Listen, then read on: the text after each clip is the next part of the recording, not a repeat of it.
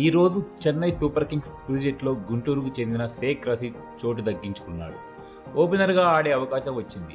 గుంటూరు జిల్లా పత్తిపాడు మండలం పాత మల్లాయపాలెంకు ఈ షేక్ రషీద్ వెస్టిండీస్లో జనవరి 14 నుంచి ఫిబ్రవరి 5 వరకు జరిగే ICC under nineteen men's cricket world cup 2022కు బీసీఐ ప్రకటన జట్టులో వైస్ కెప్టెన్గా అద్భుతంగా రాణించాడు. షేక్ బలీసా జ్యోతికి 2 కుమారులు. పెద్ద కుమారుడు రియాజ్ మెకానికల్ ఇంజనీరింగ్ చదువుతుండగా రెండో కుమారుడు రషీద్.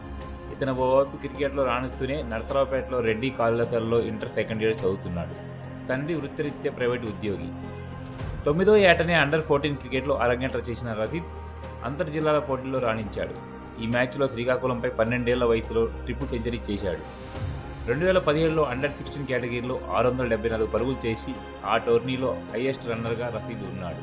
2018లో అండర్-19లో 680 రన్స్తో జాతీయ స్థాయిలో అత్యధిక పరుగులు సాధించిన బ్యాటర్గా జాబితాలో 2వ స్థానం నిలిచాడు.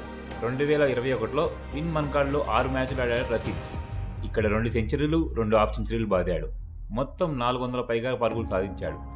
ఛాలెంజర్ ట్రోఫీలో 3 మ్యాచ్ల్లో బరిలోకి దిగిన రషీద్ ఒక అద్భుతమైన సెంచరీతో 270 పరుగులు చేసి సెలెక్టర్ల దృష్టిని ఆకర్షించాడు.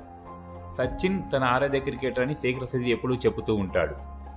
చెన్నై సూపర్ కింగ్స్ రవిచంద్ర అశ్విన్ను ప్లేయింగ్ 11 నుంచి బయటకు పంపించింది. అశ్విన్ ఇప్పటివరకు ఐపీఎల్ 2025లో కేవలం 5 వికెట్లు మాత్రమే తీసుకున్నాడు.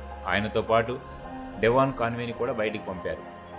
ఇతను ఇప్పటివరకు 3 మ్యాచ్ల్లో కేవలం 94 పరుగులు మాత్రమే చేశాడు. వారి స్థానంలో Shaik Rashid, fast bowler Jamie Overton ప్లేయింగ్కు 11లో స్థానం లభించింది. లక్నో సూపర్ జైంట్స్ జట్టు గమనిస్తే మిచెల్ మార్ష్ ప్లేయింగ్ 11లో తిరిగి వచ్చాడు. మార్ష్ను హిమ్మత్ సింగ్ స్థానంలో తీసుకున్నారు.